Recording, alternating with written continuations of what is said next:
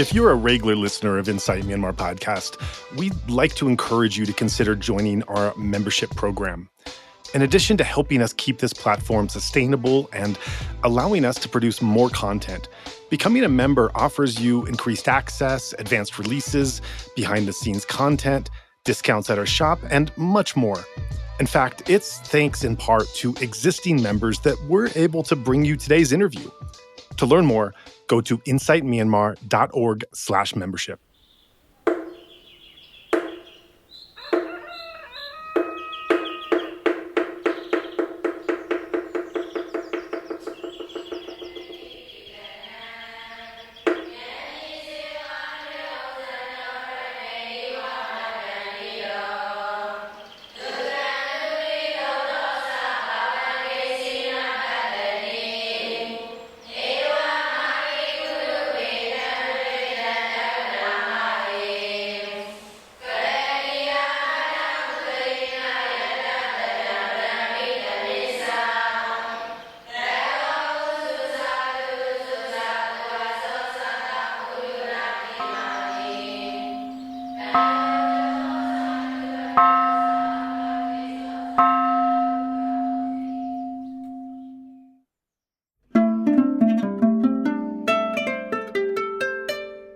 For this episode of Insight Myanmar podcast, we're happy to be sitting down and joined by Naomi Gingold.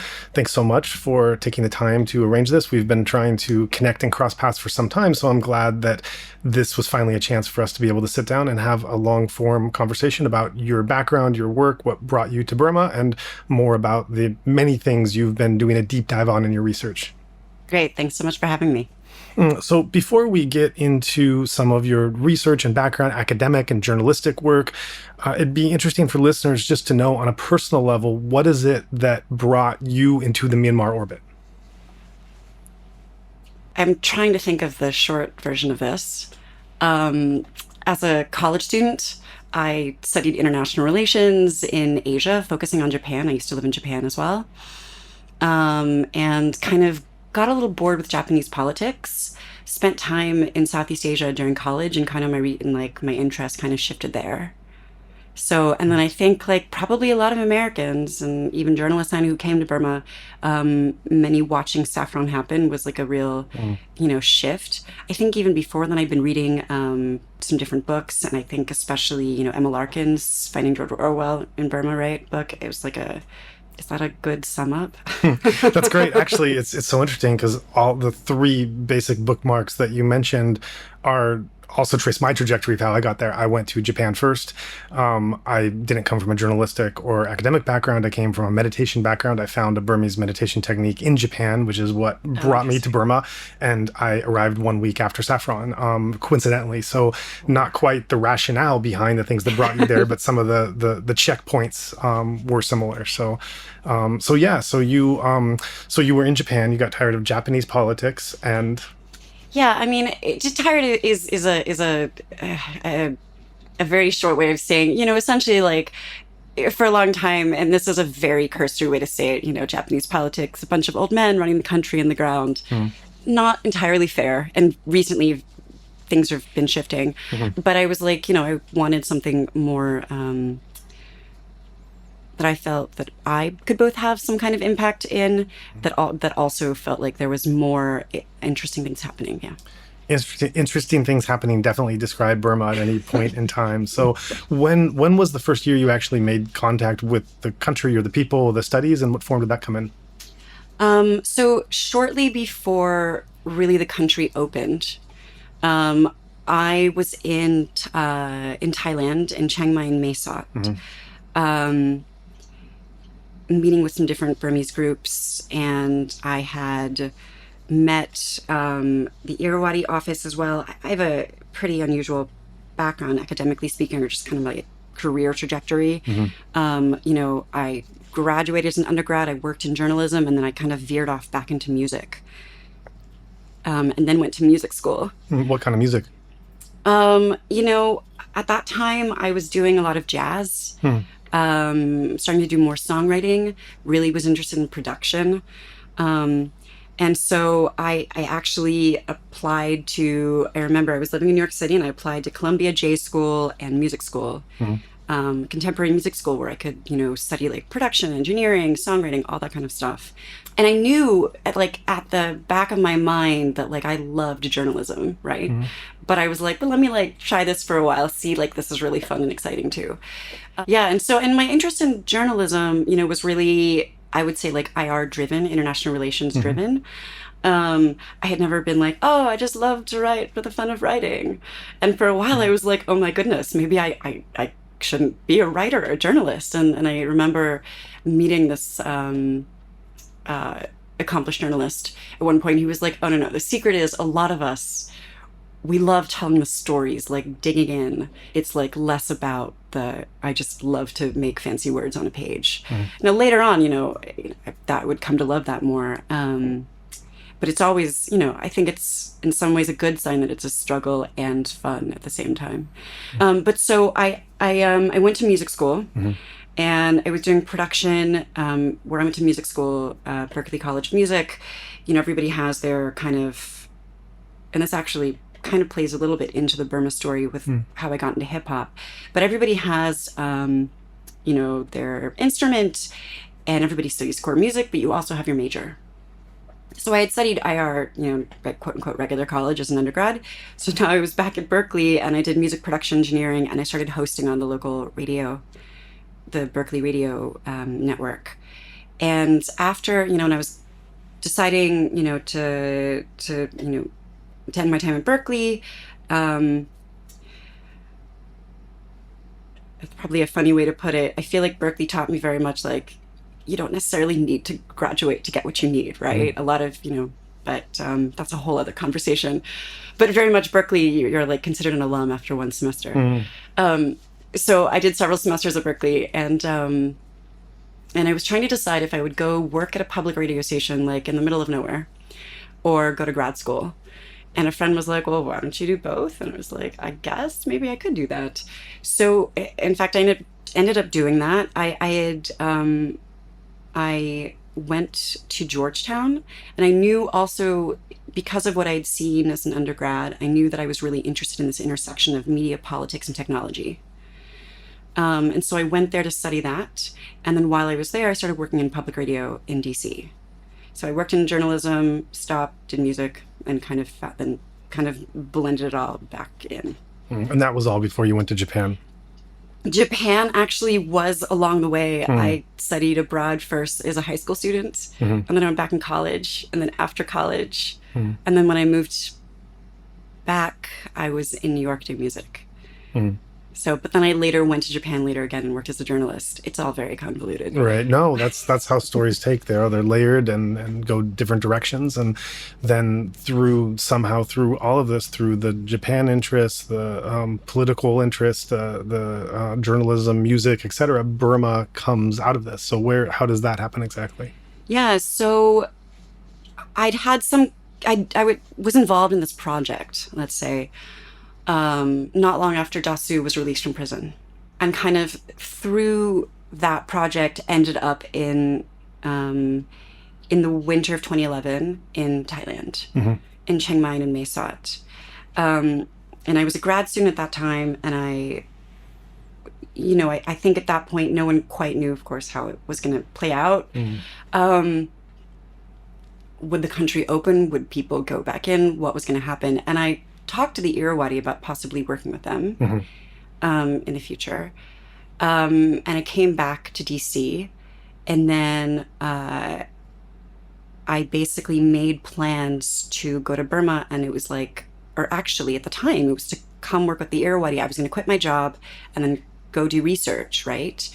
But like, originally I thought it would be on the Thai border, right? Because, as a journalist, you weren't going to be able to go in. And then, of course, everything changes. So I then made plans to do research in Burma. And I was so I went there to work as a daily journalist at first in the Irrawaddy newsroom, and then also do grad school research, which is also code for not have a life, because you've got two different jobs. Right. And Did you have a particular thread or interest of something about Burma that initially attracted you to want to focus your time on when that brought you over there as an area of intrigue?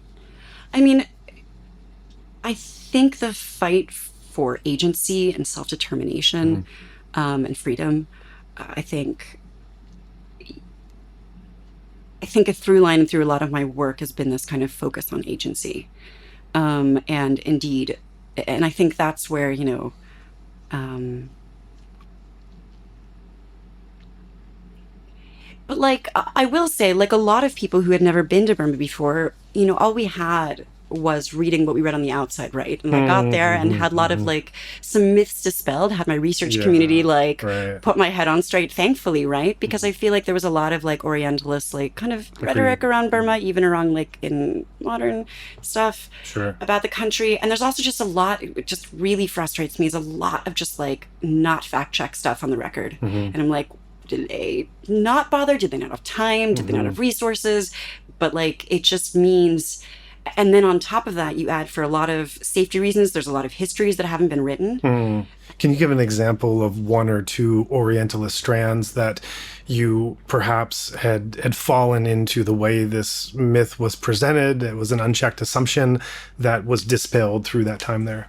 Yeah. So, okay. So my research, um, I was interested in questions around the authoritarian public sphere. Mm.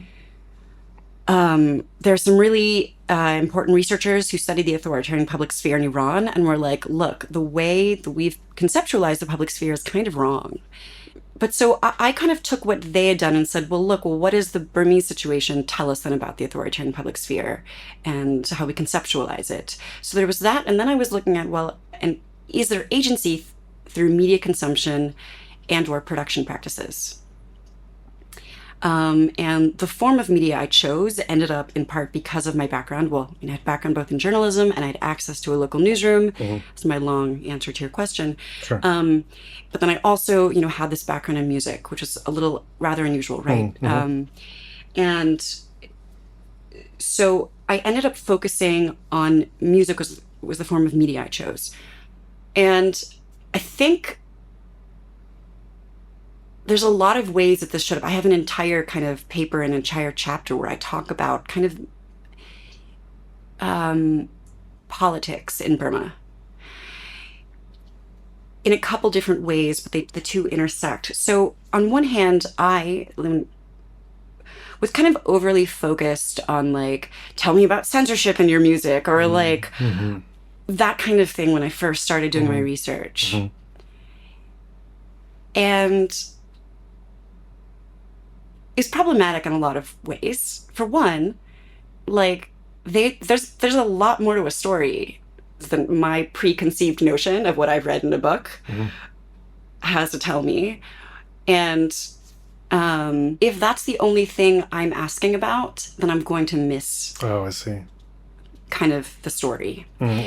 And this is actually the talk I gave at the conference in 2016 at Burma Studies was my draft of this paper Hmm. was kind of about that, like, we come in and we think that, like, oh, the things we should focus on in Burma are this politics or like resistance to Hmm. like the military politics, but it's also like resistance as we've construed resistance to be, what resistance should look like. Because you'll find papers of like academics speaking about it, and especially about hip hop, actually. It's funny. I've seen that discourse going back and forth about punk as well.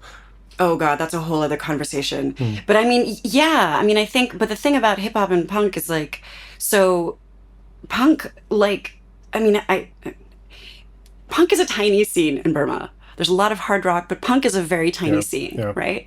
But like all of a sudden, you had one person do stuff on it, and as I told an academic at a conference, and gosh, several maybe like 10 years ago, I think like punk makes for pretty pictures, Hmm. and it tells the idealized version of the kind of resistance we think we want. Hmm.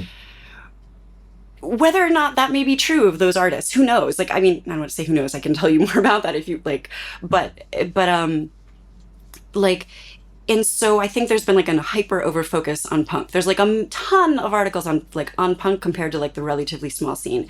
There's very few articles on hip hop, even though hip hop is like a huge scene. And I say articles, I mean both journalistically and academically speaking.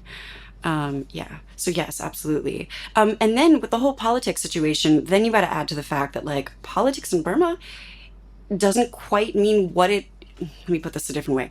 The word politics, the actual literal definition of the way that people would use this, and this is pre-2021 coup, kind of evolved differently than it did in the rest of the world.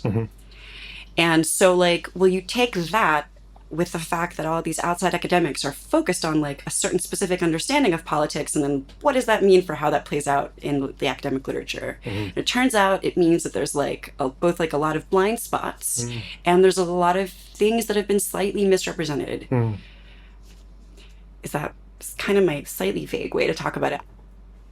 Yeah, so you were seeing the way that if I'm understanding correctly, a superimposed Western style understanding of politics was coming down on hip hop and resistance and agency, and coming with certain preconceived notions or assumptions that wasn't opening up to where the story really was. Would that be fair to say? Yes. And also, I mean, it's like also in a dictatorship, like where the military tries to orchestrate every single part of the state, politics seeps into every part of the state. So if you actually want to study politics, you need to ask about things that on the surface don't seem political. Sure. So, and for example, right, I mean, I can give you a very, there's a lot of articles about technology. There were a lot of articles about technology in Burma, ton, before I got there. But it's primarily censorship. And by censorship, I mean hardware and software-based censorship by the military. And you may say, well, what does that even mean? Like when I first moved to Yangon in 2013, in grad school, I had done some research on internet infrastructure. Did not ever expect it to be very useful. And then I get there and the internet is breaking all the time. And the military is saying one thing about it, and people were reporting what the military was saying because they didn't, people didn't really have that background. And so I reached out to some internet engineers that I knew and people who were in that space and could tell me that like what was really going on.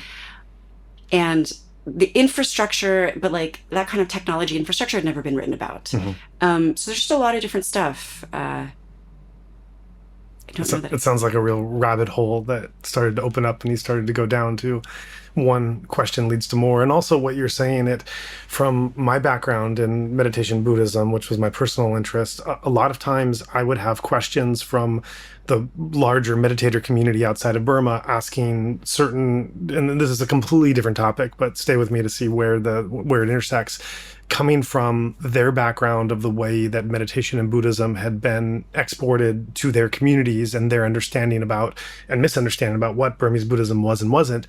I would get questions that were so problematic that I eventually stopped answering the questions and then went to unpacking the question and saying, I know this is a very legitimate and important question from where you're coming from, but we actually have to unpack why you're asking this and where it's coming from and re-ask the question in a different way so that it can be relevant not to what your assumption is, but to what the reality actually is here. So I wonder if that was something similar that you found with your work.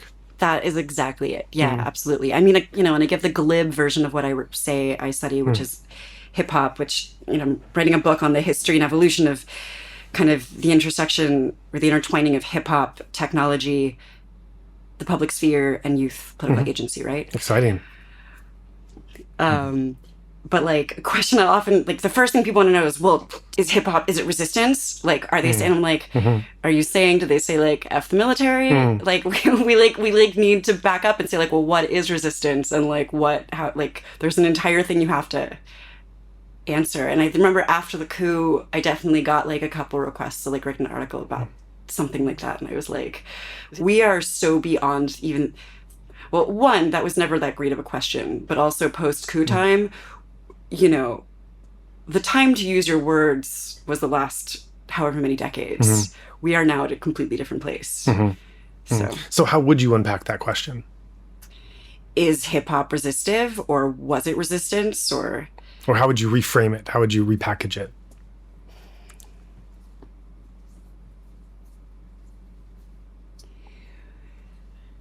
So there's a couple things to do without getting too theoretical. I think there's a distinction between agency and resistance. Mm-hmm. But without going into that rabbit hole too much, I would say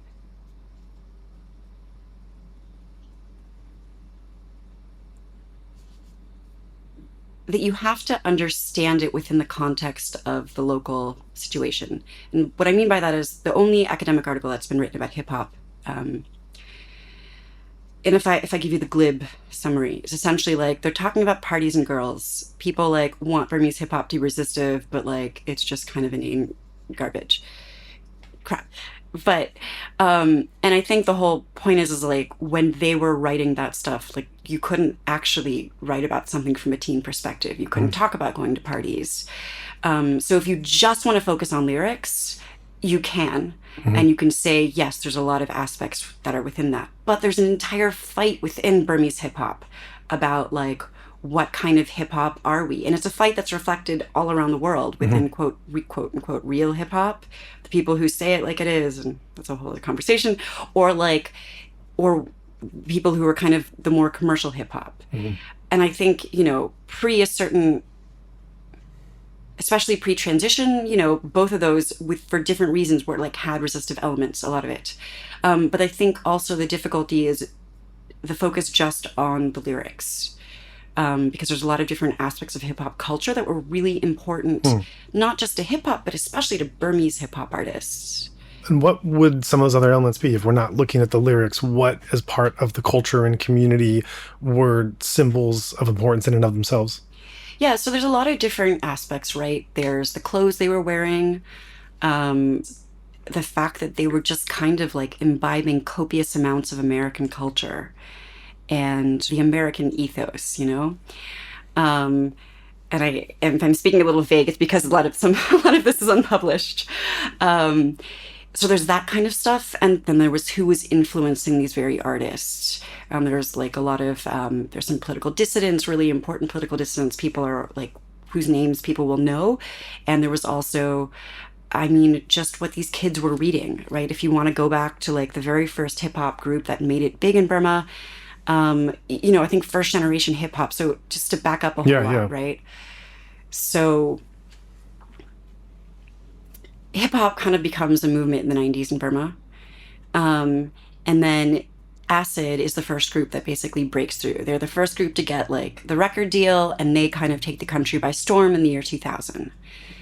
But just as important to Acid is the very first hip hop beat producer and how he even became one, which has like very important political influences on his story. And he then becomes part of the really famous hip hop group Theory. And so a lot of early hip hop artists had these really interesting kind of like political influences in different ways. Some of them didn't. And like a lot of them will tell you, like, even now, like I was having a conversation with one recently, and he was just like, but we didn't see it as political then. And I was like, I understand, but looking back on it now, do you see it as political now? And he's like, yeah, of course. Their way they spoke about hip hop, there's a lot there to unpack, just even how incredibly censored the entire music and all of the media was. And so, they felt like they had this kind of new, one very basic aspect of that doesn't even have to do with the lyrics, is that like they had this completely new playground that was a completely different set of rules. There was rules coming from the US, but it was also like rules that had never, in a sense, been written in Burma. Yeah. What were some of the early, I assume, American hip-hop artists that started to influence some of the interest in Burma to some of these early groups? There's a lot. Naughty by Nature, Snoop Dogg. MC Hammer and Vanilla Ice. Really, wow. If you want to like go back, basically like the first influence that like almost every artist will tell you was MC Hammer and Vanilla Ice were big during Water Festival in the early 90s. There's different stories for how and why that happened, that got there, but those are the things. And people, this one early artists will tell you, he'd be like, look, Vanilla Ice, like, we didn't really speak English much at the time. But we liked the beat, we could get into it. But I mean, you'll kind of find artists with a lot of different influences. I mean, even Public Enemy, right? And when I think the first time I had, the thing is, I will tell you, like, so we should back up a whole lot, and I can tell you kind of how I started even getting into this. So I moved to Yangon in 2013, and I was working in the Irrawaddy newsroom at first, then later, was working freelance, back in public radio primarily, and also started going to like hang out at parties, go to hang out at shows, corner any artist who would talk to me.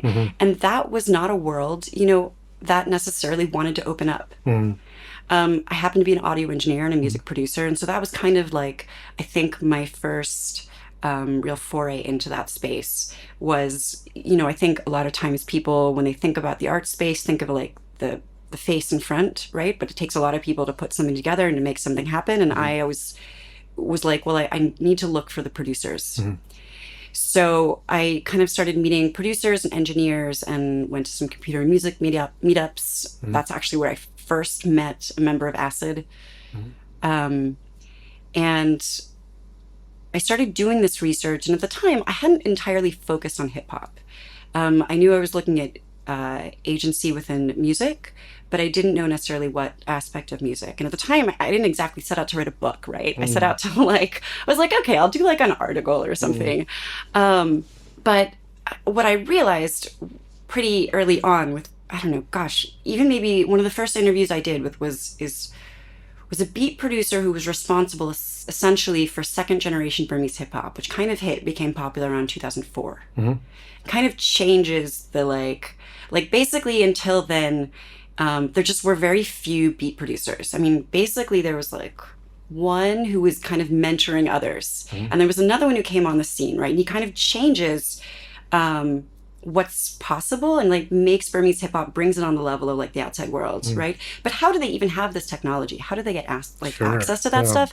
So political. If you want to talk about politics, like all of that, very political. So many political, but also fascinating stories. Lots of like just really interesting like teenagers having fun, right? One of the first beat producers, right, starts telling me these stories, and I'm just start like, and I had no. I had no framework kind of within which to almost slot his stories, right? Because there was no history written on music. There's no history written on hip hop. There's no history written on technology. And there was next to nothing about Burmese hip hop written. And the only thing that had been written was, I didn't read that academic article until after I had spoken to this person. I didn't come across it. And at the time, the internet barely worked. So like once you were in Burma, it was like kind of hard to get access to other stuff. But I knew that like I was hearing something that was pretty special, right? I was like, these stories don't exist anywhere. Right. And I started initially just doing an ethnography, right? I'm trained as a political anthropologist. And I ended up broadening it out into a history because I was like, if I want to analyze this thing, I first have to establish what this thing is. And I feel like in many ways the problem, a lot of the problems we have about our understandings of Burma come from the fact that people have made analyses about very small things or things that haven't been fact checked. And so that's kind of how it expanded and how I even got, and I was like, whoa, here's this entire world that nobody is like really touched. So that's kind of how I got into that space. Meanwhile, I was still reporting about a lot of different topics.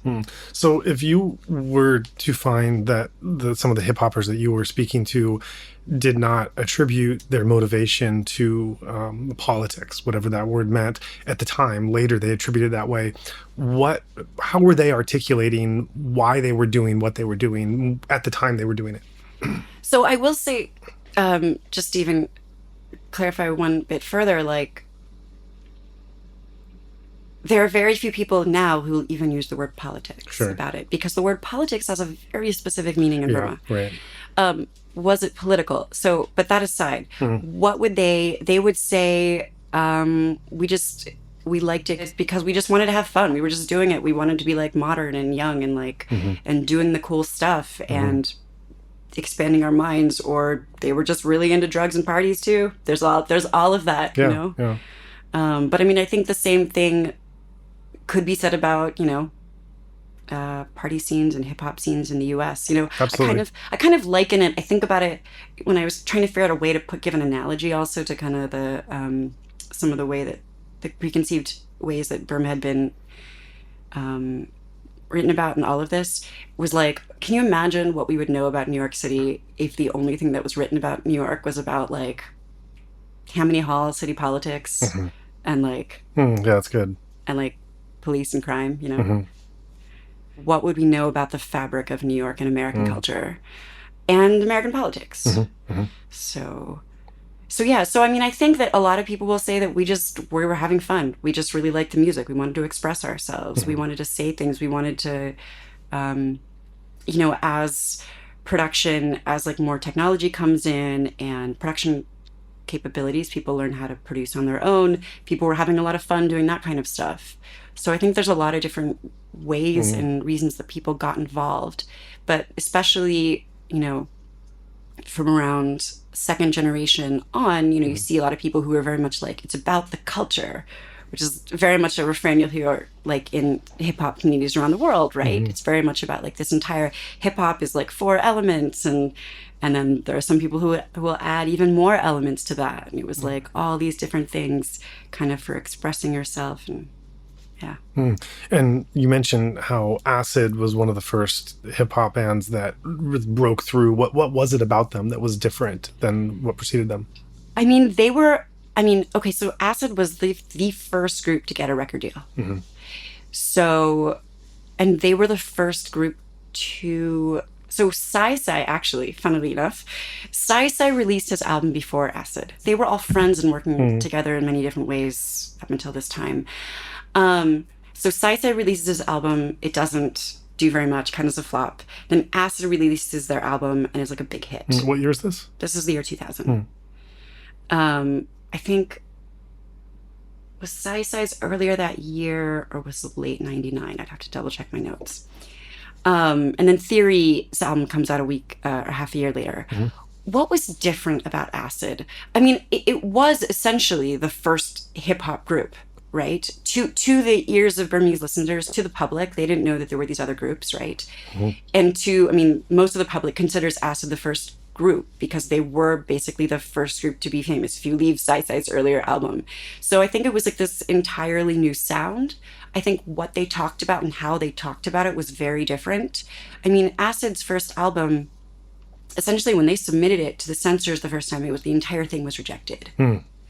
So, you know, usually people have like songs maybe cut at the utmost or lyrics, you know, here and there. Acid's entire thing was like rejected. Is that because of what they said or how they said it or some other I mean, aspect outside all the of music? it. The military did not like slang. They didn't talk about slang was so political because you could not use slang. And like even to like Burmese listeners now or even in 2010, Acid sounds tame with the amount of slang they're using, right? Because like, but when they started to even get that much through was not allowed. I mean, using any English words the military didn't quite get. They didn't like that. People would say things like to them and to later hip hop artists like, "Oh, you don't sound like you're singing, you sound like you're fighting. It sounds overly aggressive." Sure. But I mean, Acid's like most famous song to this day is Satinjin, the beginning. It's on their album, which is of the same name. And those lyrics, even considering what was allowed, what was allowable during that time in Burma, like you technically weren't really allowed to talk about negative stuff in lyrics, right? Yeah. But they have lyrics in that song about like how upset and sad they are and how much like they're upset with like the world around like so, you know, I think later on artists can look back even in Burma and be like, well, this isn't like that edgy for maybe later stuff, but like for that time it was quite edgy. And so what kind of impact did that make when it came out?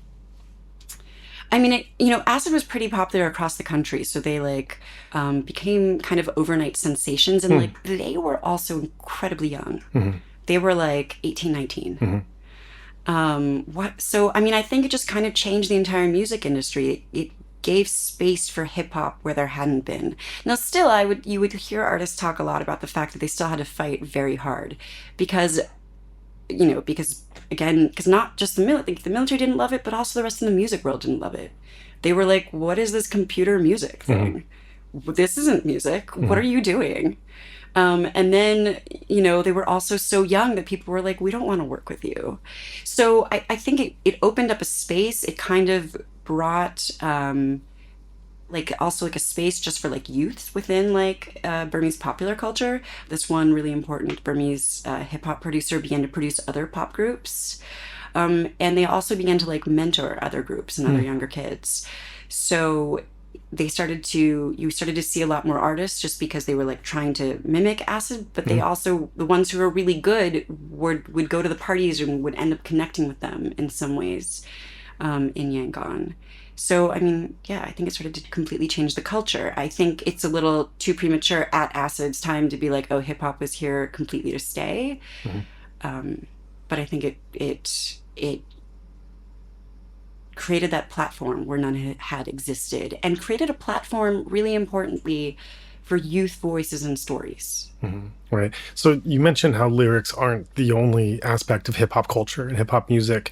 And in Burma, particularly, you talked a little bit about the lyrics of Acid, just in the sense that they were acknowledging not all was hunky dory in society, which during the military reign, and whatever art form, poetry, movies, whatever, stories, literature, you weren't allowed to do. And they're doing that. But then outside the lyrics that would go in the hip hop medium, what other aspects of hip hop culture were they doing that was edgy and making people uncomfortable? So, there's different aspects you can kind of, if you want to study at this point, you could say, like, what is the effect on the audience, right? What is the effect on society? What is the effect on military or like their peers, right? And so I didn't do like a broad audience study, but a lot of like the biggest hip hop fans then become like the next generation hip hop stars. So I will say that Sure, yeah. first. But um, all of these different things from like, after Acid, because Acid essentially releases one album. Then they release an album that's like a movie soundtrack, and then they don't officially break up for several years, but they never released another album. Hmm. So there's not like a second album, like Hmm. Acid album Hmm. to talk about. Hmm. They were working on one at points. They were working on one right before the military coup. Um, the way I think about it is you have to look about what was allowable in culture for artists. What they could, the military was restricting what they could wear, what they could say, how they could say it, the imagery they used. And so you kind of see over time, the hip hop artists are like, I'm laughing because there's some pretty funny stories that happen, but like they're Hmm. like pushing at the boundaries kind of constantly around these edges around what they can do. Hmm. And like for like every single artist, oftentimes it can be hard or it can be decently easy if you knew people in the censorship system, or you had like, who the producer was and who their connections were, they could get something through. But also like over time, they're like wearing down the edges, Hmm. pushing at the edges of what was possible.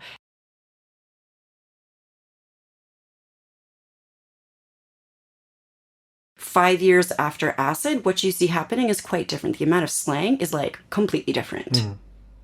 Right, then you've got like Jamie, right, who's using like slang that like like none of the art, like Acid or like Babu Theory, like none of those guys would have ever dreamed possible. So I talk about what I talk about, like the way I look at what hip hop did within the public sphere, and what the kind of space that they opened. Mm. Yeah, I want to go back to what you mentioned about Jamie, because a big part of hip hop culture and evolution and US and everywhere probably, but certainly US, is the mastery of wordplay, word mastery, what you're able to do with your lyrics and the efficiency in the way that you're able to spit rhymes and also write them down. And so when you mention Jamie being able to do things with slang that are above and away what has come before that, are there any examples you can give us of the way that he changed the game, we can say? Oh gosh, off the top of my head. So there's a couple things I'll say about Jamie. One, I mean, from first generation to second generation hip hop in Burma, you have a complete change in like the dexterity of artists. I mean, you see it a lot in early hip hop artists, like not all, but a lot of early, American hip hop artists will have, don't have like dexterity with like the way they like. Right. So you see that kind of like thing of the skill level. So Jamie's kind of the group that came up with Jamie, the Myanmar Hip Hop Association. All those guys are kind of in that space. But the slang that they would use for both Burmese words, and I'm blanking on off the top of my head. I have to like pull up some notes. But also like the English language words they could throw in and get away with. And oftentimes when they would throw them in, the military would like, try to censor them and be like, what is this? Or they would ask them to explain so like one, for example, like, they would use the word old school.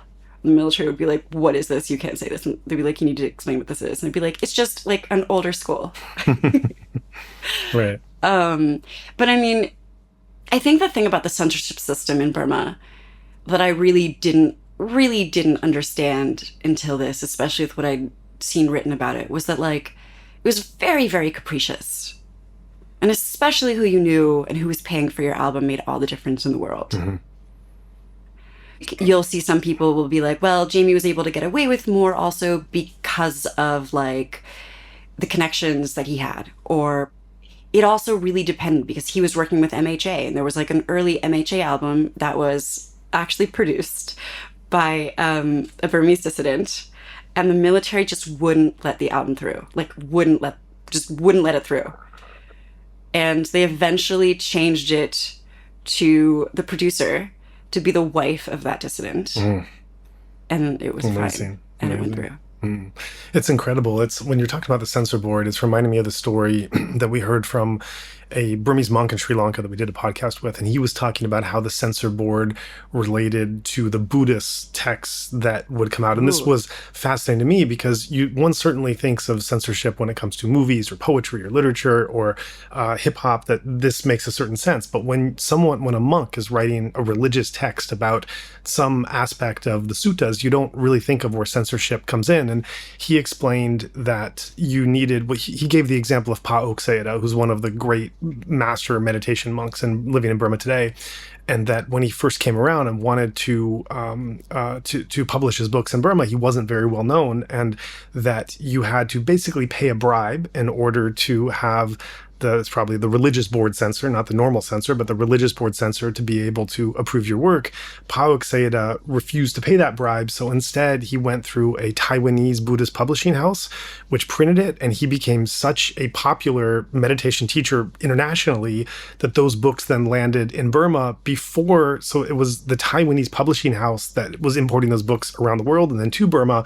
By this point, Pa Auk Sayadaw had become such a force of nature that he had overwhelmed the censorship board in having any say in wanting to let the floodgates go or not, because the momentum was already fully flowing. So by that point, they wanted to publish Pa Auk Sayadaw because he was a rising international Buddhist star, and describes this whole scenario as the games, even the Buddhist monks writing about meditation theories or Buddhist sutta analysis, that even they had to play this kind of curious game of being able to get around the censor. And I share this because this is a story that is getting at not just the nature of what is being said that might be problematic or uncomfortable to the authorities of the censor, but also the petty power positions and the bribes and who you have to get around and how you have to appease certain things. That it's not just about what you're saying or not saying, but it's about those relationships or money greasing the wheel or such. Definitely. That's an incredible example. Yeah. Wow, that's a great story.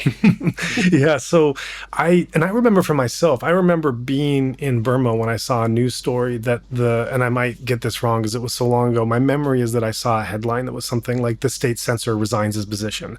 And it was somewhere in the flow of the transition. And I remember when I saw that, it was like, okay, things are real now. Things are serious, that there is a certain movement or momentum coming along. And so up until now, you've been talking about the games that hip hop artists had to play to get around the centers, talk to the censors, appease them, personal relationships, greasing the wheel, etc.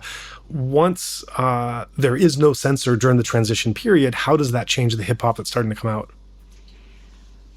I'll answer that, but I'll also back up a sec to say, like, you know, I write about hip hop, but it's kind of hip hop within this larger socio-political, like, technology context. So, I read a lot about video games because video games were so big amongst hip hop artists. And I think the biggest thing that happened after the transition was just sea shifts within the music world, right? Mm-hmm. And there's also, like, all of a sudden, censorship ends and people can say what they want.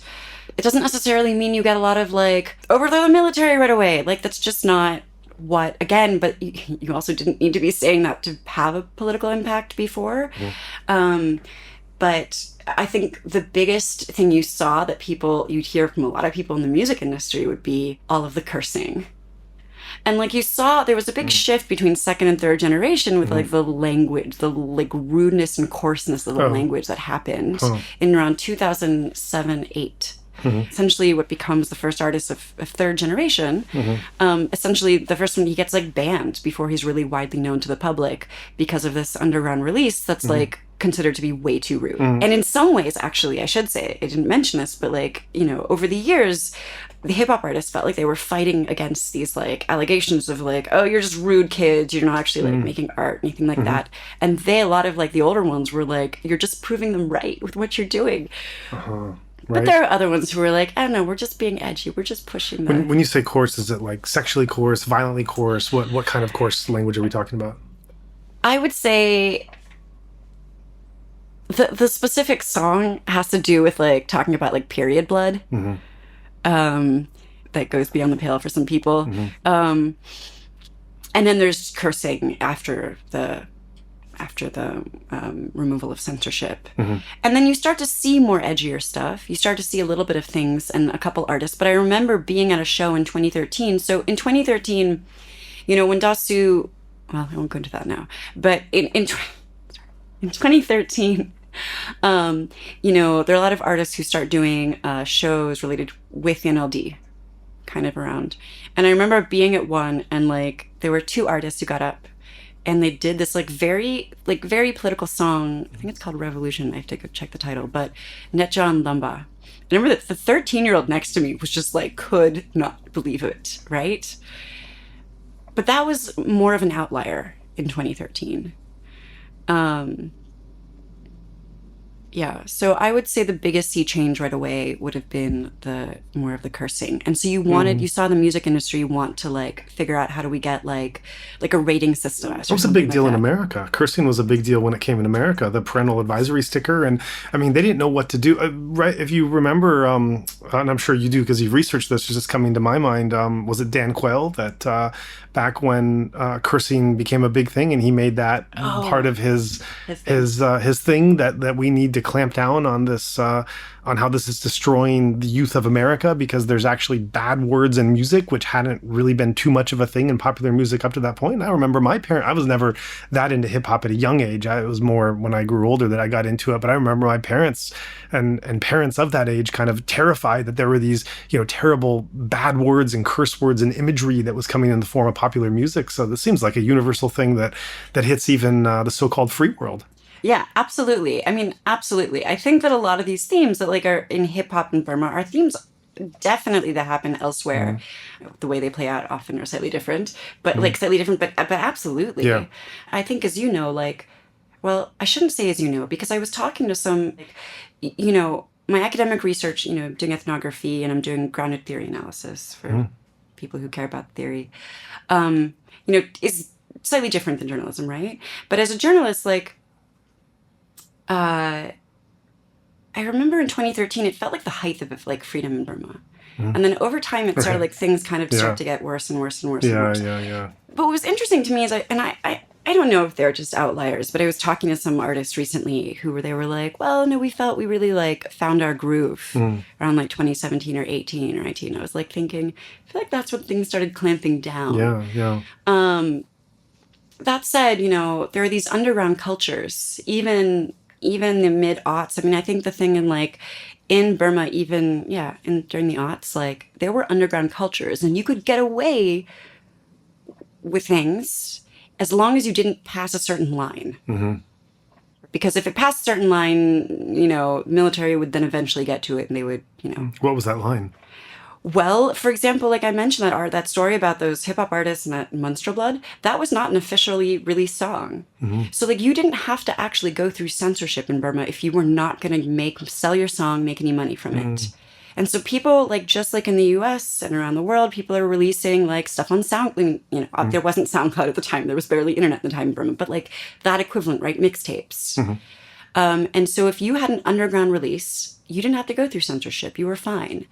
But if you happened to talk about politics, I was like, that's a very big out. Yeah. Right? If you happened to do a lot of cursing, like that kind of stuff, very big out. That kind of stuff.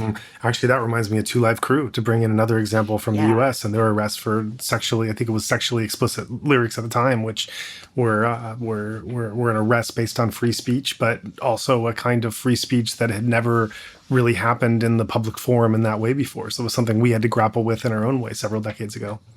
Yeah, definitely.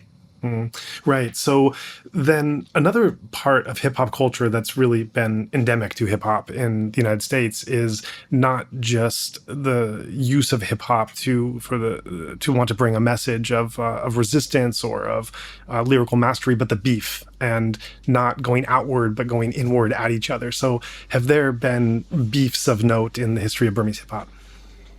There have been beefs of note. Yeah, and I will say, like, I would say aspects of themes. Has anybody coded? I'm sure that somebody's got to have gone through and coded just hip hop lyrics all over in different cultures and found, like, what are the main themes they talk about? So I'm thinking about when you're like, are they talking about resistance? I mean, that's not an explicit theme within the lyrics necessarily, right? There might be pointing at it. It might be like the only person who ever released a song like that in Burma before the transition released a very explicit like anti-military song. Actually, there were, I think, twice it happened.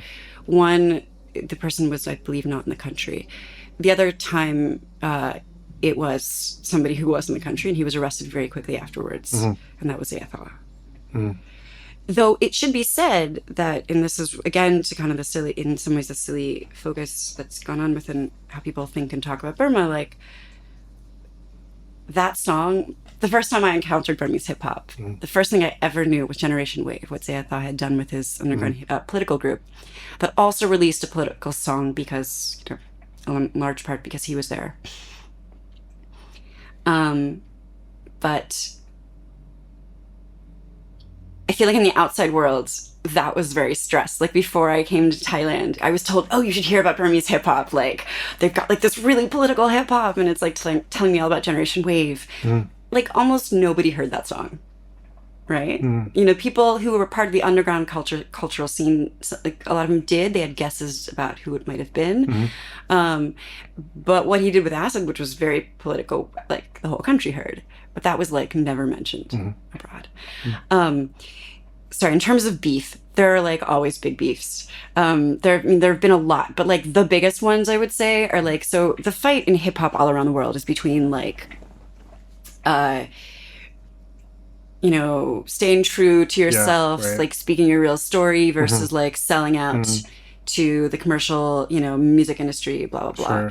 It's just that in Burma, that fight has a lot more teeth. Because not only were you selling out to the commercial music industry, you're selling out essentially the entire promise of what hip hop gives them. Yeah. Right. And you're selling out to the military. Yeah, that's incredible. Right. So that fight, yeah. So that's why, like, it's really existential. incredibly, because Yeah. the first time I would hear people talk about this, it was like this very existential way they would describe it. Of course, Mm. if you were Sai, you didn't necessarily feel that way, but well, we can talk about Sai in a second. Um, uh, well, actually, he did, but he saw it potentially maybe differently. Um, and so that fight becomes very, very stark. And so those very first fault lines come between like those artists who are kind of seen as like going with the commercial trends, like Sai, versus like just like Acid. And so the entire second generation stars essentially come up because they're like, there's too much fluff in hip hop here. They're like undermining the genre. They're undermining what the entire promise is of hip hop, the premise and the promise. And we are gonna like take it back and like teach people the culture, and we're gonna like show them, yeah. And they come out swinging against Sai, but so do like some members of Acid come out swinging against Acid and Babu from Theory. Theory was with the other really, really big group. They come out swinging against Sai, which is like, like they had been working together not so long before that. So like that's like the biggest beef between those two camps. And did that ever get settled, or is that still maintained today?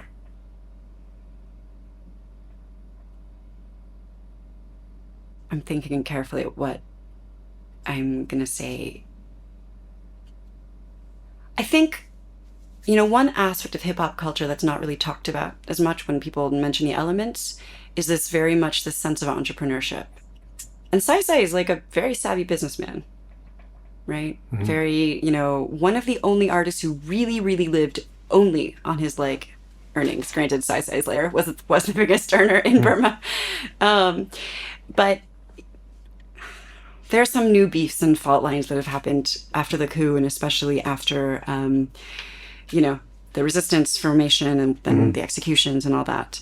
But the beefs between like the quote unquote real hip hop artists and the commercial artists, it depends who, but between say Sai and Acid, for example, that actually was kind of resolved in ways that I don't know if it will ever be public. Sure. Yeah. So. It's interesting talking about this existential question of these battle lines of Burmese hip hop, which are described as somewhat similar battle lines that you have in hip hop anywhere, and certainly in America. But the stakes being so high, and just as you were saying that, it made me think, aren't the stakes always so high in Burma? Whatever the field is that we're talking about, whatever the subject we're talking about, aren't they always high wire acts without a safety net when we're talking about Burma? So in this case, it happens to be hip hop, where the art form in question is happening within this political context of whatever it is, whether you're talking about politics with a big P or a small p, whether it's explicit or not. But because politics transcends so much else, the nature of what the context is at the time is going to necessarily inform what the medium can and can't do and the way people are relating to it. So I find that in one way these things are probably inseparable, and yet at the same time, even as they can be inseparable, you're also correct in unpacking certain assumptions about inherent political natures of things that may be imposed values than innate in what you're looking at and who you're speaking to. So then looking at the transition period as well, you mentioned that the freedoms gave way, number one, to more cursing, a lot more bad words. Did it change anything else about the nature of hip hop when those freedoms the brief freedoms we can say, started to come more than they had in the past? Even when they had more, when they started to get cracked down on slightly, you mean? Either, however you want to go with it. Yeah. I mean, I think you did start to see some political stuff and people be much more open about that. I mean, look, in 2015, you also had, it's interesting. I covered this as a journalist, but I was only there because of my research.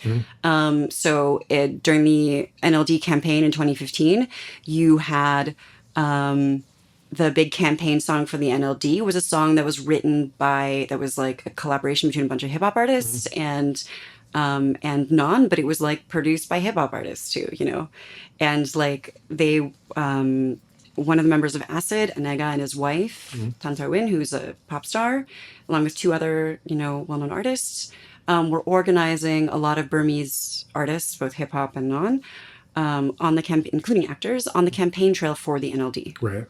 And so I joined them on the campaign trail. I'm laughing because this is one event. I remember it was this like big event with Dasu, Mhm. and like, I offered the artists are like next to the stage on this big like kind of painted truck, and it's 2 levels, right? There's on the bottom level you have the band, on the top level you had the artists, and I offered to go like sit in the audience, but they're like, no, you stay up here with us. I think it was probably confusing to other like journalists or people who had no idea, like, well, what is this white girl doing up there, you know? But so they would go around kind of both, doing, in a sense, pep rallies in a sense for the NLD, but they were also doing voter education. They would go to different events. So like they would do these big events with Dasu, where then she would like join them on the truck, and then she would come and like literally would just like sit in front of like the musicians and just like, and as they like performed. Wonder what she was thinking of that. Yeah. Man, flanked with her like 20 like bodyguards dressed in white. And then they would also do these tiny small events where it wasn't like, the celebrity like politicians. They were just going like talking about how you make sure you fill out your ballot correctly. And so they went all over the country, also to like where Zayatha was. Yeah, it's incredible. So you saw stuff like that, but even in the by-elections, you also had other hip hop artists doing songs for them, and that just became, almost taken for granted, which is kind of what we want democracy to be, right? Granted, and the NLD had its own difficulties, let's just say, to put it mildly, both military imposed and otherwise, with how they'd never been really politicians with any kind of power, right? There's those difficulties during that era.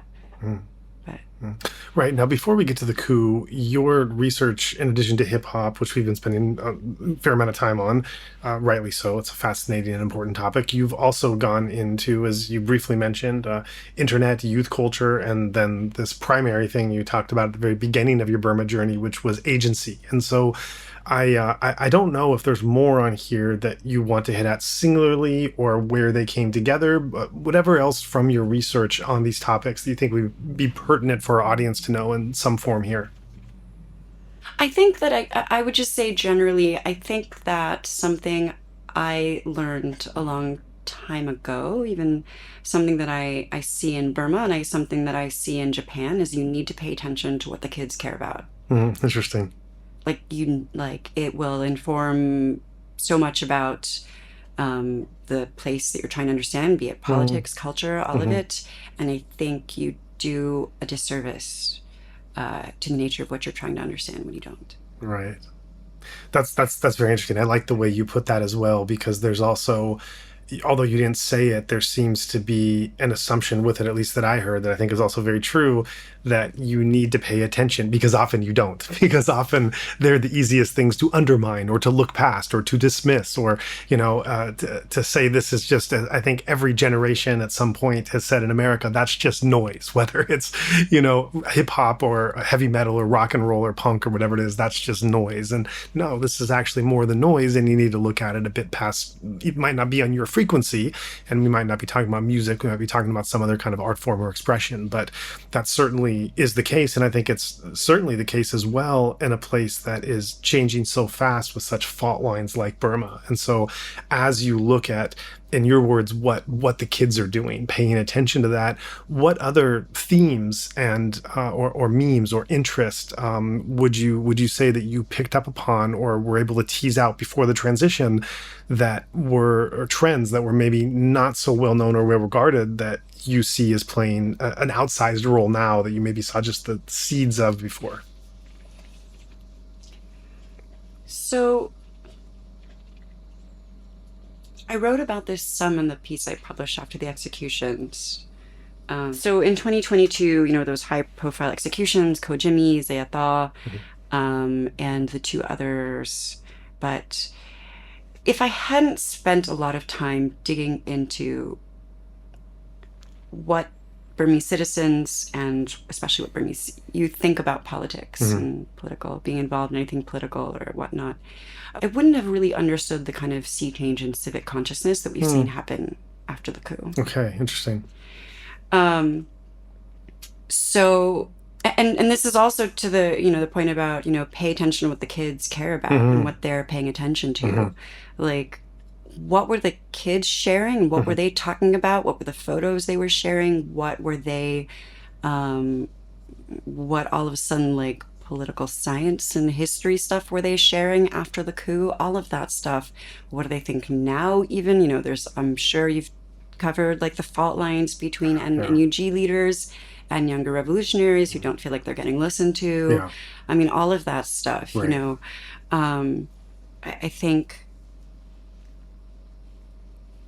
I think that's a really big aspect of it all. I don't know that I entirely answered your question. Well, I'm wondering also, in terms of the fault lines that you've seen post-coup, are there indications or signs that you picked up on at the time, or maybe not until they started to sprout later, and then you look back, oh, that's what I was seeing here? Is there something that you feel, in paying attention to what the kids were doing during the transition, that you've seen starting to bear some fruit now that maybe was overlooked? I mean, one aspect is something that I think a lot of people became a very hot topic to talk about because, like, the digital fluency that a lot of young Sure. Burmese youth had. But I mean, the thing that people didn't realize is actually, like, I've got people telling me about using VPNs in like 2006 in Burma. People who did have access to some internet stuff, right? And so, of course, it's become very commonplace now, and now is also, like post coup, and now is a whole new game. So I'm doing some investigative reporting actually about like what the tech situation is in Burma right now and how telecom has changed. So I think that is one aspect of it, the tech aspect. It might not have even been a whole industry or field, but more of like a particular vibe, a particular mindset, and I know I'm putting you on the spot here, so we can Yeah, cut no, this. I mean, I think like this willingness to engage with the political.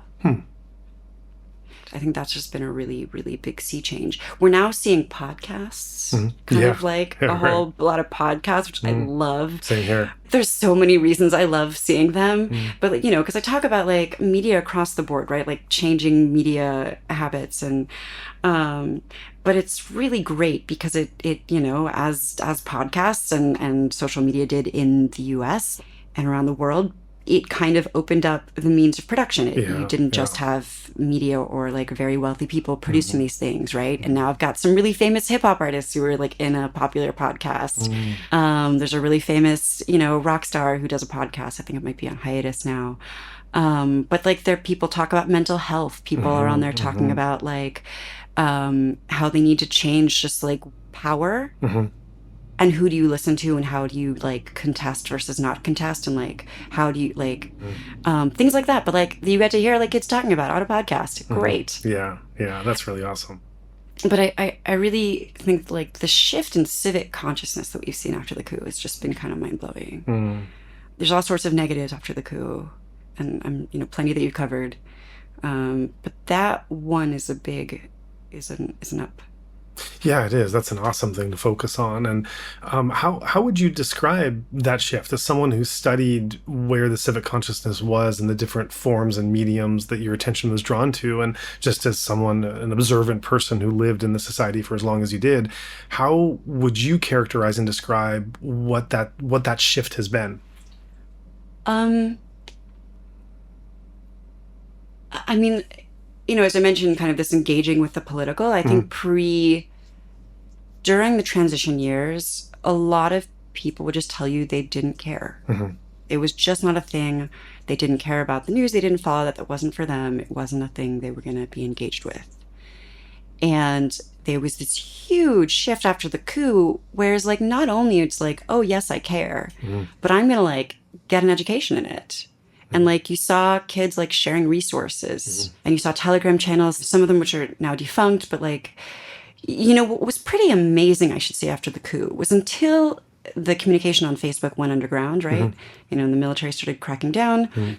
All of this was in the open for anyone and everyone to see. I mean, you had to like be a little like, follow like wormholes, and so you can get to like Telegram groups and that kind of thing. But you could follow like this happening in real time, which is kind of amazing. It's now, gone underground. People are very, like, obviously for obvious reasons, are very careful about it now. And I think that some of the jubilant defiant has obviously been diminished. Yeah, yeah, yeah.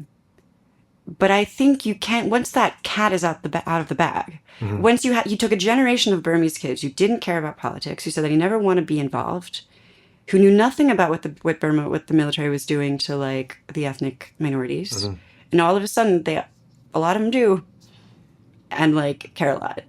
Like you can't stuff that back in a bag, no matter how hard you try. Yeah, right.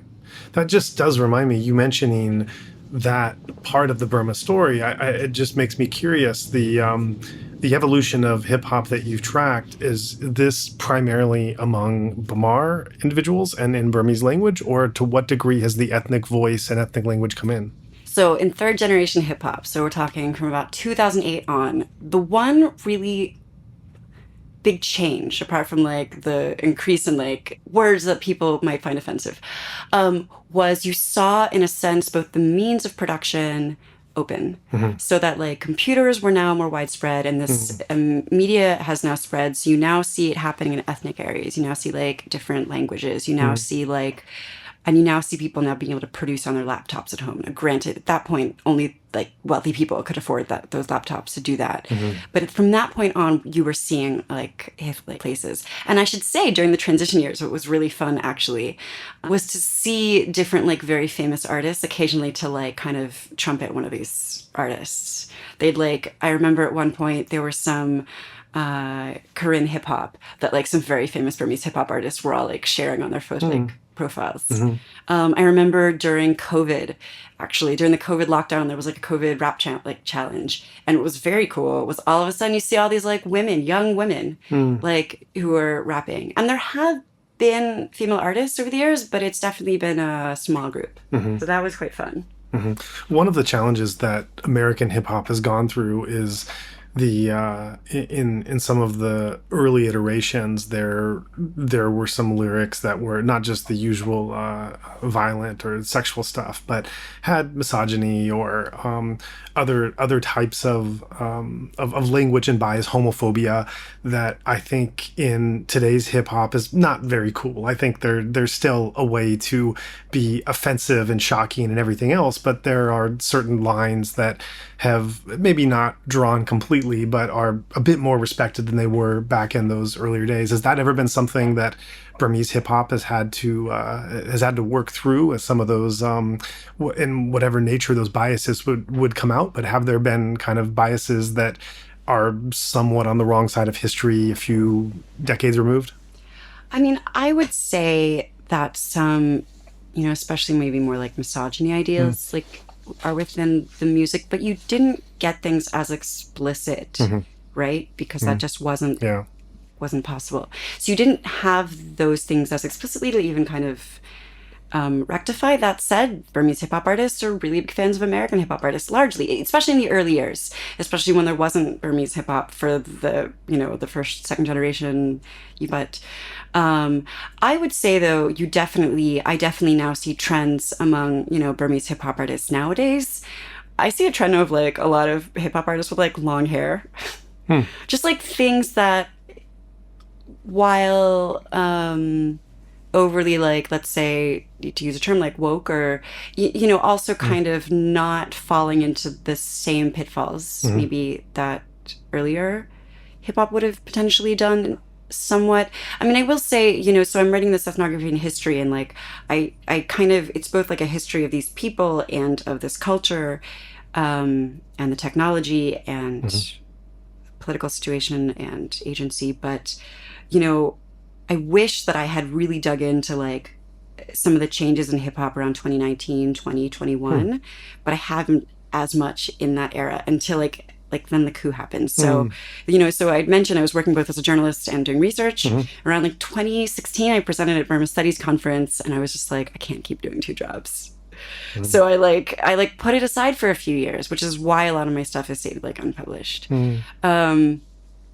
And so it wasn't until around 2020 that I started like to pick some stuff back up and be like, I need Have this. you been looking at the post-coup reality and as far as you've been able to? Yes, I mean, absolutely. Yes, absolutely. But I mean, of course, I mean, a big part of that is like, my research community. Look, a lot of different people in a lot of different communities are very involved with the post-coup realities in different ways. I think I'm the only person who's mentioned it in English, but Zia Thaw was the leader of Yeah. the STF, the Special Task Force for Yangon. I Mhm. don't know if I actually named that in the piece I published. As a result, you know, uh, my community has become very involved, but I want to Mhm. be clear, there are people on different, I don't want to say sides, but different aspects of this, right? And so I briefly mentioned it, but up until the coup, it was okay, right, to not care about politics. Pretty much okay. So occasionally you could be dinged for it in the later years, but like kind of okay. After the coup, it's like, especially Mhm. for hip hop artists, like if you're going to be involved, you're going to be involved. This Mhm. is not the time to Mhm. like release a song being like, I don't know, military stop it. You saw a little bit of it. So I've been tracking those developments Mhm. a lot. So kind of the shifts in the public sphere and the shifts within the hip hop community Mhm. with who's involved and what's happening within the resistance. Mhm. And then the history of the Yangon resistance because of who Zia Thaw was and what he did has become a big part of my research. Mhm. Is there more you could say about that here, or would you rather not because it's unpublished? In some ways, this is like just for me as an unpublished researcher, leaving aside the content, like this is in some ways the stuff that's easier to talk about because, you know, getting hip hop artists to trust me to begin with was not necessarily that easy of a thing. Sure. And I actually at Yeah. one point almost gave up my entire research Mhm. because I got to a certain point and then like could not get Mhm. further Mhm. because you had these people who, because they were also a lot of them were also celebrities, felt like they had a lot more writing, on being open about things. And so in post-coup territory, it's like no one is going to talk to you if you did not have a relationship, especially like resistance folks. So Mhm. I've been talking to people who are involved and seeing how that's been shifting since like the very early days. Found out what Zia Thaw was doing pretty early on. But, I was never going to publish about that, not until something changed. And then, of course, like he gets arrested, gets the death sentence in January officially 2022. So, I know that like a lot of people in the resistance world were loath to talk about what they were doing because they thought that the outside world would not help them if they knew that they were resorting to violent Yeah. means, And so then when he got the death sentence and as the months kind of dragged on and is like scarier in a sense of like, will this happen, any day? I think we're at the point now where it's gotten so violent that the outside world's not really going to be like, how dare you fight, like try to defend yourselves. Um, the executions became international news, but even after they became international news, people, even in the resistance and outside, like around it, Kojimi's wife they would just be like, "Oh no, they were just activists. They weren't doing anything else." And it's like by this point, like the world is on your side, really. If you want them to care, you need them to know a little bit about what's happening. But I went back and forth a lot around this. I talked to the people in the resistance to try to see like what are people comfortable with being said, with not being said. And I think even now I'm surprised, but I shouldn't be surprised considering that like no one really in the resistance has said what Zia Thaw was doing, what Kojimi was doing. As far as I know, my work is the only that article is the only thing that's been published essentially, or like the stuff that I felt safe, Mhm. discussing. And in that piece, I talk about like this desire by the resistance to like not talk about it because they think that people won't want to support them. Mhm. But people don't know. Even there are a lot of Burmese. I think after he got the death sentence, like there were a lot of Burmese citizens kind of had some idea, something things were passed around. But I will occasionally meet people who don't know. And like, look, Zayatha himself, he never wanted to be put on a pedestal. Mm-hmm. So like, there's that whole aspect of things. So, interesting stuff to grapple with. Mm-hmm. You know, meanwhile, this fight is going on. So it's not like people have exactly had time to sit down and process much of anything. So What are you able to share that he was doing at that time? Zayatha was the head of the leader of the Yangon resistance. And I think that he occupied a pretty unique place in the larger conversation of like post-coup leaders, because like there are like other young resistance leaders that like have become kind of, I think, like, well, like very respected by people, especially like younger folk. But in terms of like younger leaders who kind of have respect of both the older people and the younger people, he occupied a pretty unusual space. Yeah. And to what degree did that hit you on a personal and emotional level when that came out? I think when you do ethnography, if you're doing it right, the boundaries between your research community and just your community start to blur. And so, my research community was, music world, the hip hop world, and so he was a member of my community. And he's a pretty special person, and so it hit me, as you might expect, pretty hard. It's that said, I wasn't in the middle of it like all these other people that I was speaking to all the time were. And so I had to kind of keep both of those in sight while at the same time also having to report on it. And, it definitely was a pretty traumatic thing that happened to his community, his friends, and I was part of his community. But also to the whole country, I think that it was different for the people I knew because it was very personal too. And I think also, Zayatha was a politician, but he was also a celebrity. And so like, it was very personal for like, I think Burmese celebrities as a whole, right? It was like, you came for one of us. So yeah, I think it was really difficult. And I think what's also difficult is I don't think, because of how not talked about it was, I think a lot of people in the diplomatic spaces did not understand why they thought he was like maybe somebody else that the military killed. You know what I mean? Like I think, that's a little bit glib, but I even talk to diplomatic people nowadays who have no idea. Right? Who he was. Yeah, they don't really understand, like, they're like, they think it was like a big deal, like they guess, but they don't really know why it happened. Yeah. So then looking at what has happened post-coup in the hip-hop world, it's obviously a very different scene in Yangon. I'm going to answer this question. I think, in maybe a slightly different way. So I look now, for a long time, there was like no music coming out. There was none. There's basically none. Rap Against the Junta was a outlier on a number of levels. Right, because people were like, this is not the time for music, this is the time to do something, And so immediately when somebody's producing music, it's a little bit of not a red flag, but like what's going on there? To me. I think actually there have been, especially after the executions, because Zayatha, these are like, some of these people, like, their family, like there have been some very big fights in hip hop that have happened. Part of them have been very public on Facebook. Zayatha's girlfriend, she's also a hip hop artist, and she's also an audio engineer and a producer. And so there have been very big fights in hip hop.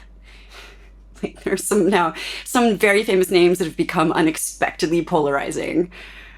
In some ways, not so much for what they've done, for what they haven't done. There have been artists, but there are still artists. Lay Pugh, one of the biggest rock stars in Burma, was just called out for social punishment for performing in Naypyidaw. I think it's like this wider context of like what's going on in music and in hip hop, sure, but like you know, if you just want to focus on just music, I mean, I feel like, after the coup, I don't, at first I didn't know why I was doing it. And later I was really glad that I had, but I started taking screenshots and I'm really glad now because now so much has disappeared from Mm. Facebook that I'm Yeah. glad I've got like reams of data that I need to go back Mm. through, Hmm. Um, but I started kind of marking the first time I saw like a big pop star release anything. Hmm. Um, and at least 6 months after the coup. But there was a long, for a long time you didn't see really performances. That was like resistance didn't want performances, Energy didn't want performances, Yeah. parties. Then that Did not want becomes, normalcy. yeah, that later has gotten some flack, and for people are like, hey, I need you, do you go to parties now? But like, so it's become a little bit more acceptable. But also like the military has been trotting out the Thin Gen celebrations, right, as a kind of is like supposed to be like a marker of our legitimacy. Look, everything's back to normal, we're doing Thin Gen. But as you might notice, I think the first year nobody really performed. Was it the second year you saw a couple artists? You Mm. saw a couple artists Mm. cross the line, Mm. and like everybody, like the public really hates them, Hmm. granted, who knows, maybe they still have some listeners. I just know what I see and hear. But so those fault lines, it's like people know there are certain things you can't do. Granted, like shows are shut down and like artists need to work. So you've also seen these, smaller like concerts that'll happen. People release music. There isn't really a censorship board, but if you say anything that really pisses the military off, you just go to jail. That said, I sometimes have seen people say things that I'm actually surprised at. Mm. So I don't Hmm. know. Right. So, are you saying there was an expectation that among the resistance that artists should be putting their energies into actual physical?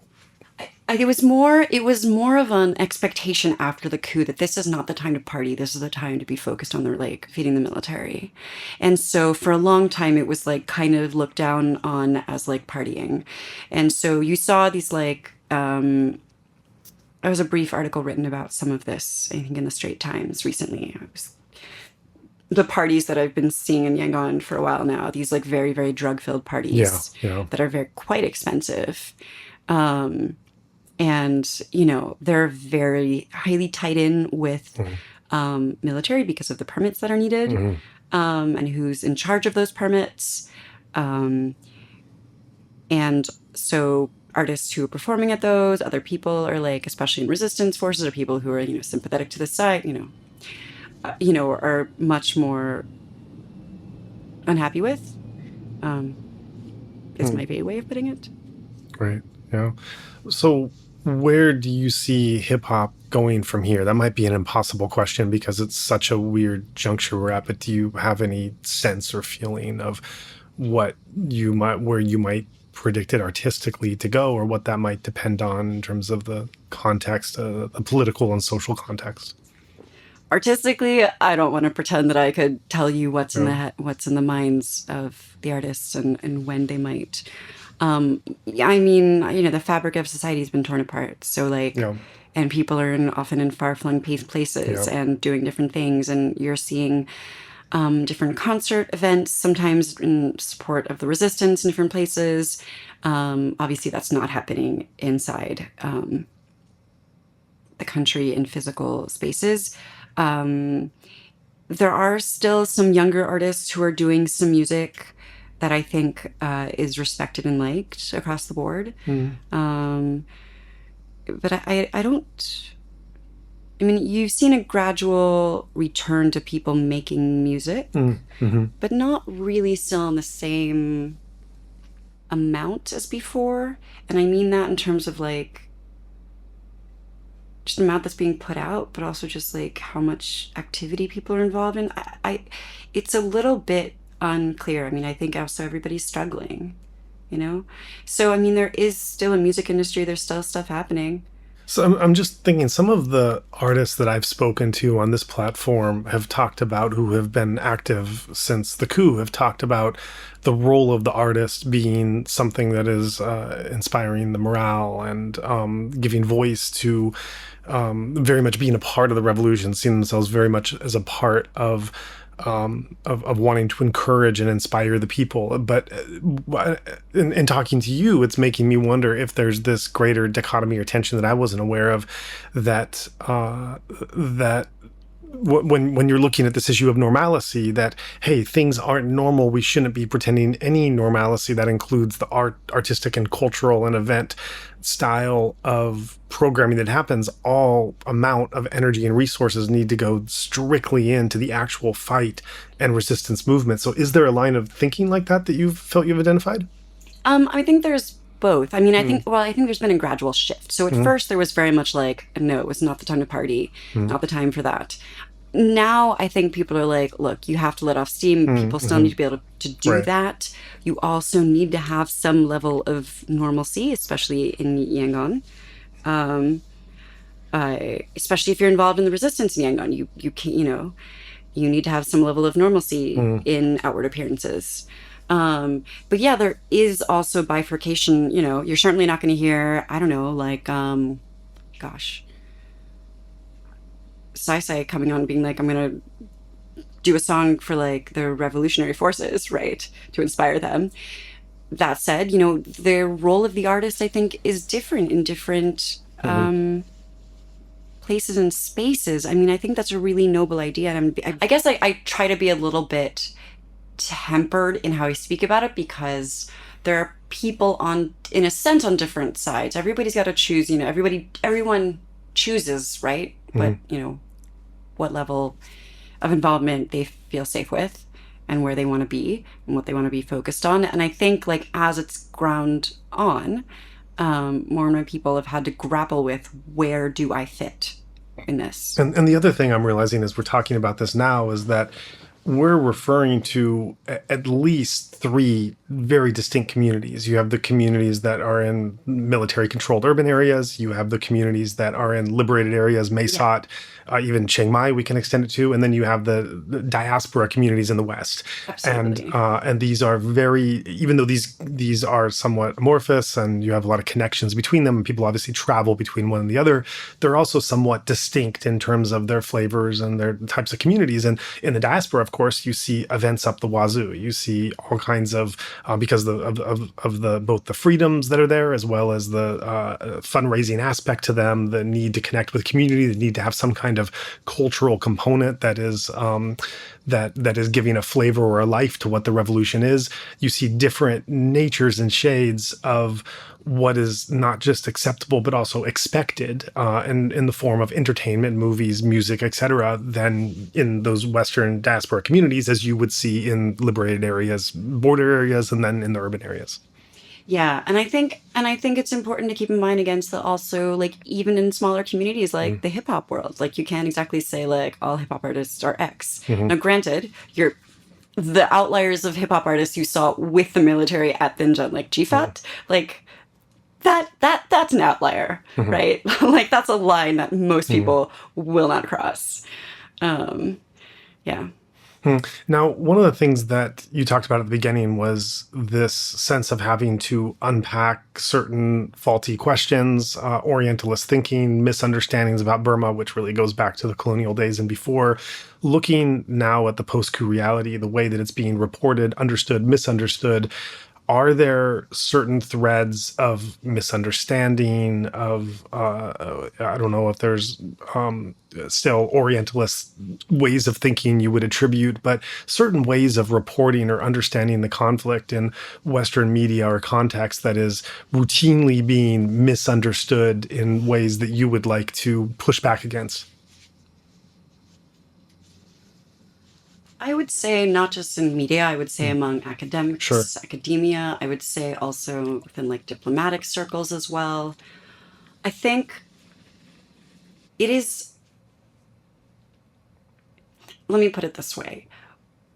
When the Yangon resistance was much more active, half the things I would hear about would never get reported on, or would be, or could be incorrect.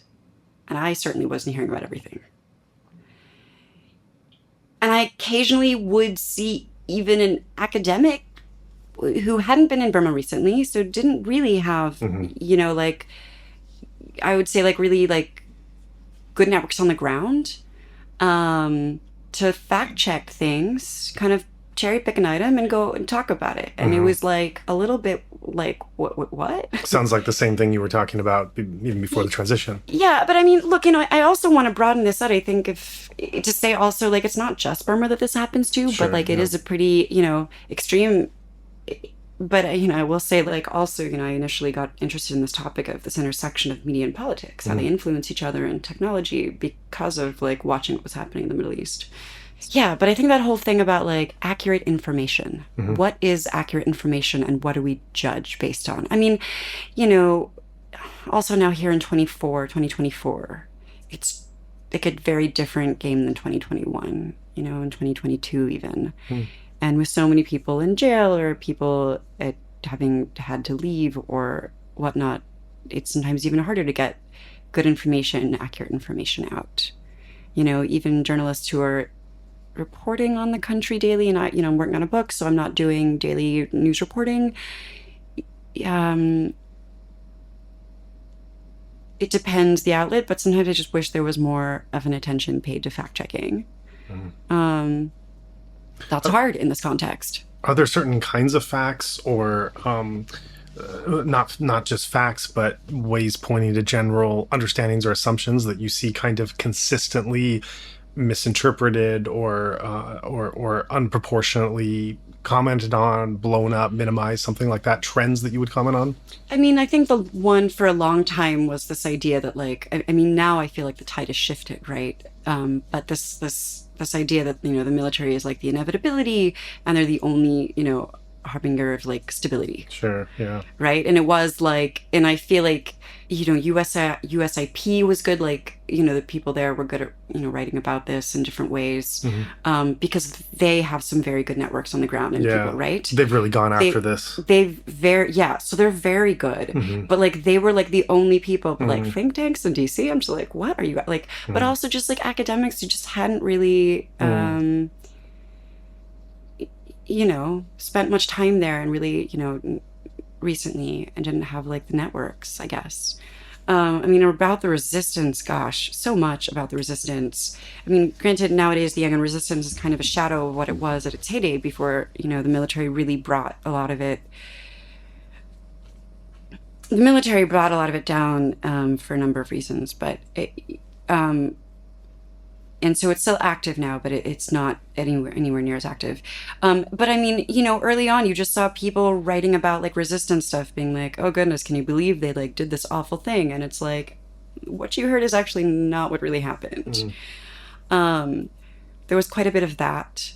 I mean, those are the trends I guess I would comment on most.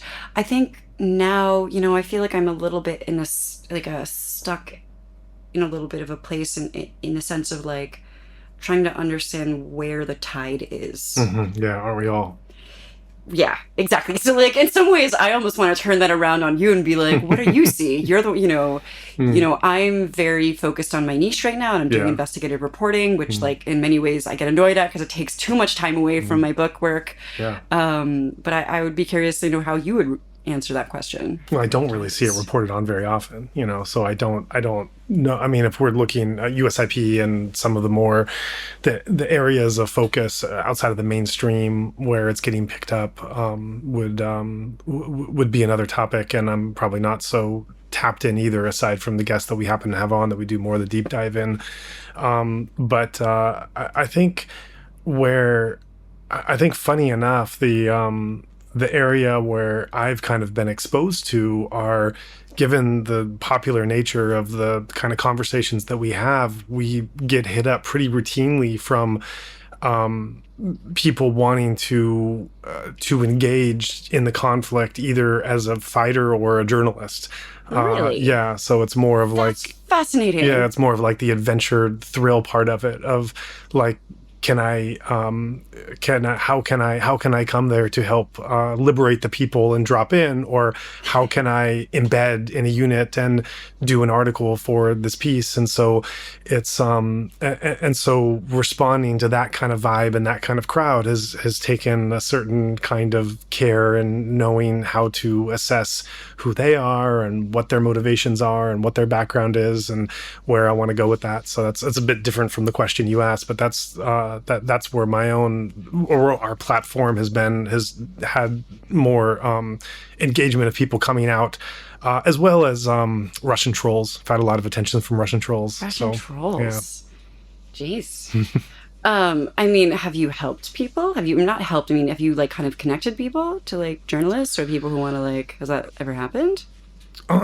Yeah, made I mean, for the fighters coming, I mean, definitely haven't just said, oh yeah, bring your guns and go cross the border here and go, tear things up over there. Certainly haven't done that. But for the journalist embedding, I mean, mostly on both of these fronts, I just defer to people who know more than I do. So I know from the journalists, who are very responsible journalists, foreign and Burmese, who have worked on covering this in very hairy situations and very difficult circumstances that get these requests more than I do.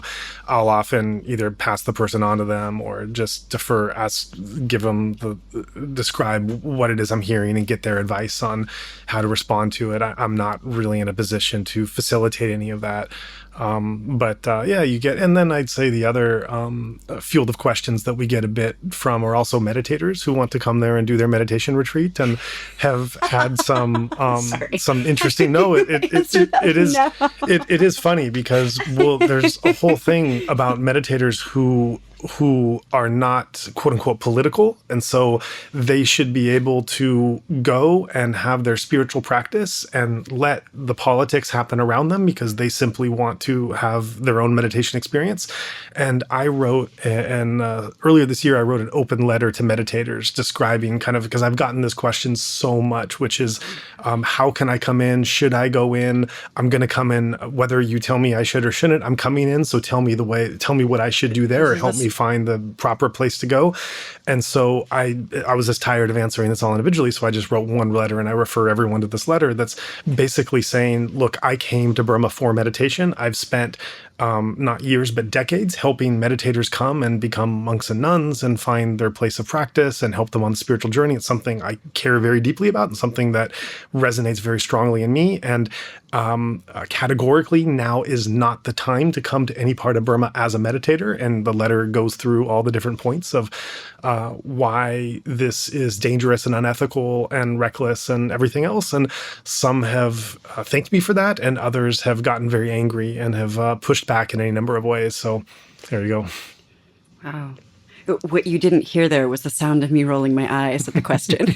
Exactly. Yeah. Yeah. Well, people who don't know, and I mean, there is this mindset that let unto Caesar what is Caesar, and let these I roll my eyes as I'm saying this, but I'm describing this in order to relay the argument as it exists, and that's that these are different Buddhist factions that are having tension among each other, and whichever one is going to be in charge, they are going to be Buddhist and respect the Sangha and meditation. And so you just don't worry about that part of it. You don't get involved in that political part, and you just go and you do your spiritual practice, and you don't wade in those areas which are a bit messy and political. Of course, I think this is all nonsense. I think this is just ignorant drivel, and I try to expose it and push back where I can. But this is a mindset of some meditators coming in, we could say. I did just get asked if by someone if they should go, and I was like, well, if you're interested in learning about the situation, what's happening, and like seeing that with your eyes, not like just as a tourist, I'm going to go to a beach in Burma and Myanmar, maybe.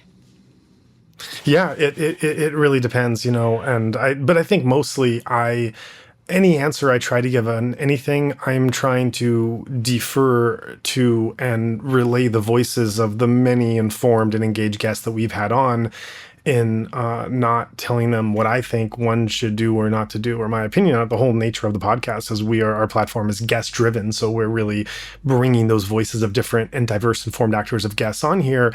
And then, I mean, I can't tell you how many guests have said things that continue to reverberate and resonate in my mind today. I mean, just on this very conversation, how many guests have I quoted from previous episodes, and from this episode, wow, what sound bites will I take from this, and that will inform the future episodes. So really, it's just wanting to take these questions and find those informed voices that have spoken about engaged Buddhism or tourism or foreign influence and help and whatever that means, and look at the ethical ways that one can choose to participate or be involved based on one's volition and background. You know? So then, that being said, I really appreciate the time that you've taken to come on and talk to us.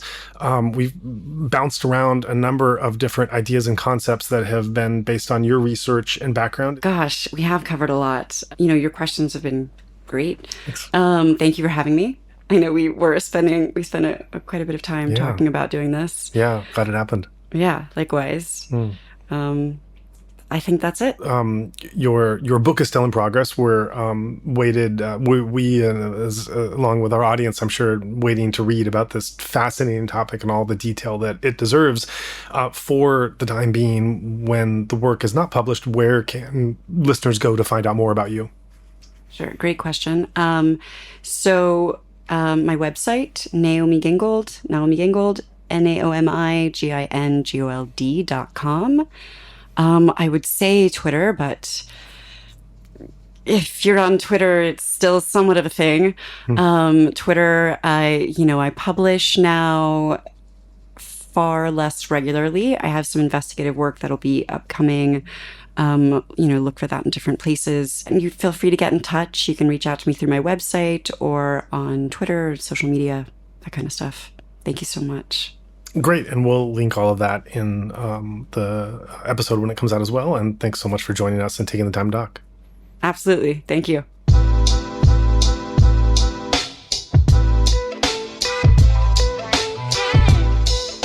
I know for a lot of podcast listeners, as soon as the fundraising requests start up, you just kind of zone out till it's over, skip ahead. But if you're taking the time to listen to our full podcast, can I ask that you also take a moment to listen to our spiel? Because the reality is, creating this content takes immense effort and resources. And if you make a donation or contribution, you'll not just be helping to keep this podcast going, you'll also be standing in solidarity with the people of Myanmar during one of the most challenging periods in their history. Please take a look at insightmyanmar.org/donation for more details.